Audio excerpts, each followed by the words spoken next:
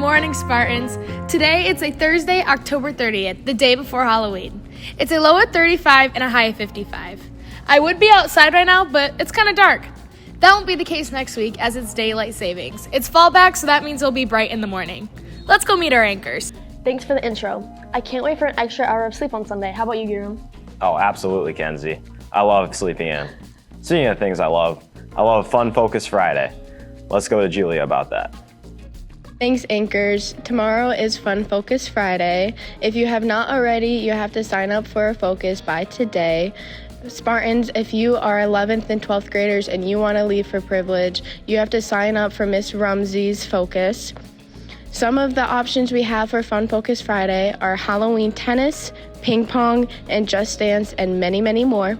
Let's go ahead and watch Tristan's example on how to sign up. And I'm going to walk us through on how to sign up for Fun Focus Friday.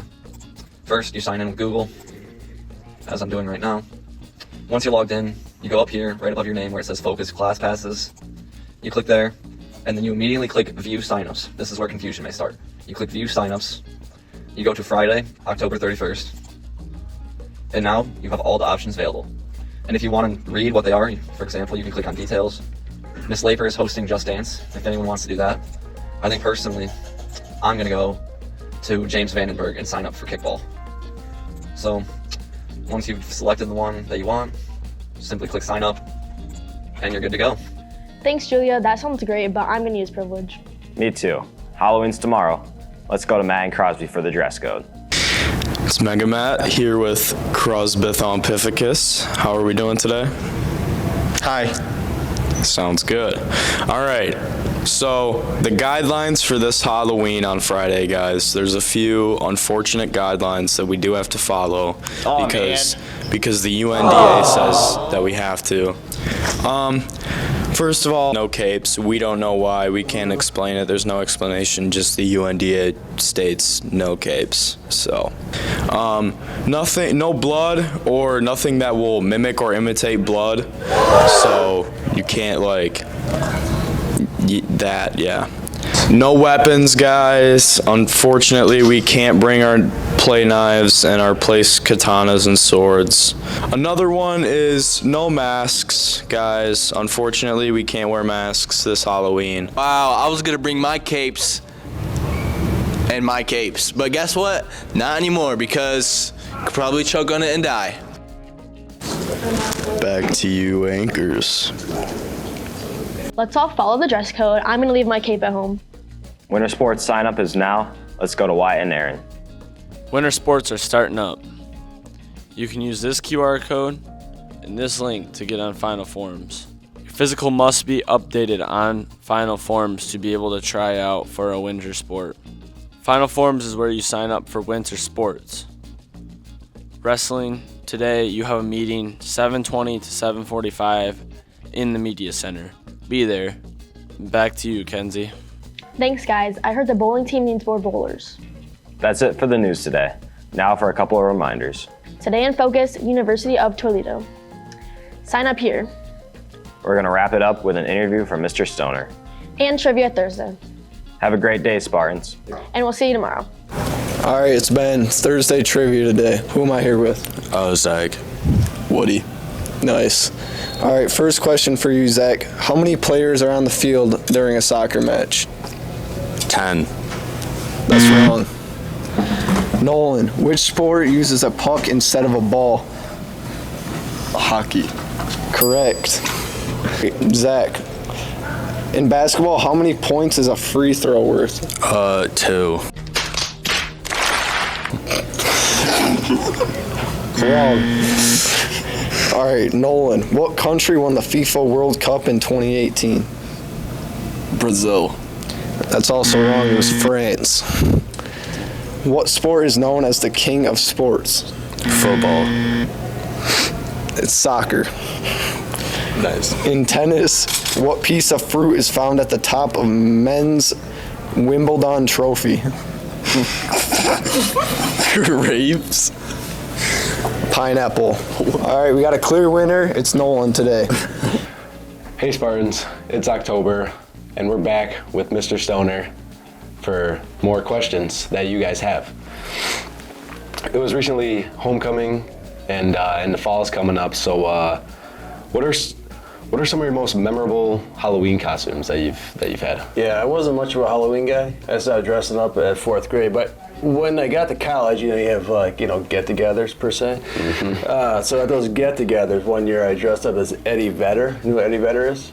Lead singer of Pearl Jam. So it's like the grunge era. So he wore boots, shorts, kind of like a flannel. He had long hair.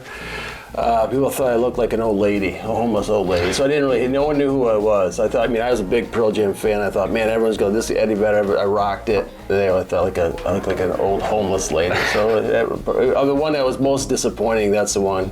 The ladies in the office always try to dress me up. They dress me up as Gru from Despicable Me. All they had to do was give me a scarf because the rest of it I had figured out. I'm not sure that's memorable. It's kind of hurtful. So I don't know how many bald people are out there that they can dress me up as, but I understand this next one I'm going to be a bald guy too, so I'm going to rock it. Sweet. What do you? They haven't told me yet. They spring it on me in the nth hour because they know I won't show up if it's too terrible. But yeah, I'll be some fat bald guy. What are some of your favorite books or movies? My favorite movie of all time is A Few Good Men. You ever seen that movie? It's Jack Nicholson's one of my favorite actors. I don't care for Tom Cruise. He was in it, but I had to ignore that. I wanted to be a lawyer at one point in my life, so a lot of lawyer movies, but I love Jack Nicholson. That's a good movie, a lot of conflict, but also a great ending. My favorite book probably, I don't know if I have a favorite book per se, but Tuesdays with Morrie was kind of a book that kind of influenced me pretty significantly just because it's a great book, and I think Mitch Albom is a great storyteller, but it also opened my eyes to memoirs. So he started, so I started reading memoirs, and memoirs are probably my favorite genre. So I've read probably 50 different memoirs since, but that will always be my favorite because it opened my eyes to it. Yeah. I remember reading it too. It was a good book. Yeah, I enjoyed it. Yeah. I don't even like reading. Right. We'll work on that. What's your favorite fall tradition? Yeah, I have a couple of different ones. For our family, we always go with the Steffens and we pick, apples and get pumpkin and that kind of stuff. That's really maybe my wife's favorite. For me, we also go up the Manistee River Trail. When I was younger, I used to backpack it's a loop. It's like a 16-mile loop. Because in the fall colors, it's got a lot of vistas, oxbows. The lake is pretty cool, but also great, color tour kind of walk. Now I'm old enough, I just walk in about 6 miles and walk back out. We actually did it yesterday, so I just did that yesterday. So the colors are past peak, so we're about a week late. But yeah, it's great. That's my fall tradition. I do it every fall. My kids sometimes go with me. My wife always goes with me, but that's my tradition. I don't backpack anymore because no one in my family will sleep in the woods. Yeah, bunch of wimps. How do school events like homecoming and athletics build a community? Yeah, so homecoming is special here. I've been through a few different districts, having conversations. Just the intensity of the camaraderie within a grade level that I think Sparta does uniquely well. Those competitions. I know that middle school tries to emulate that through Sparty Cup, but they don't. It's too difficult to capture that till they get a little more sophisticated. So I think that bringing, I would imagine in your grade, you guys are all seniors, so that there's different cliques in every group. But it's one of those events that brings those cliques together. You're all kind of striving for the same outcomes. I think community is based upon bringing people together. I think Friday night, games in the fall, bring a lot of the community together. Sporting events in general, there's a lot of pride in Sparta area schools, just in the community. So coming to all athletic events and seeing us win and prosper there, it brings people together. So I think those kind of events are foundational for a school because it does give us an opportunity to come together. And you guys know the world just like we do. There's a lot of fractures and opportunities to not come together. I'm thankful for things like homecoming where we can bring the kids together as a class. Again, you're competing against one another, but at the end of the day, I didn't see anyone too mad at the juniors for beating you seniors. Well done, juniors, 2 years in a row. Next year is going to be probably rigged so they get 3, but that's, I can't guarantee that, but but they earned it. They earned it for sure. So I think, the idea of community is, the Latin root is coming together. Once you boil that down, so having everyone come together is the cool part about those kind of events. What advice would you give to students on how to balance academics and extracurriculars? Well, I think those who don't do extracurriculars, even work-life balance, we talk a lot about that at your jobs as well. I think you need to have work-life balance. So what brings you joy? So if extracurriculars bring you joy, you need to find time for that. If hanging out with your buddies brings you joy, you got to find time for that. If getting a job somehow can bring you the joys that you pursue, you got to find time for that. But balance is all about getting the outcomes that you need to get. There's responsibilities in life, right? So, but extracurriculars, I think, help us shape jobs, help us shape, having outside experience help us shape prioritizing our time. Life, there's only 24 hours in a day, right? So you got to figure out how to maximize that time to get the biggest bang for the buck, per se. So I think extracurriculars help teach that and provide opportunity to kind of solidify those skills and reinforce those skills.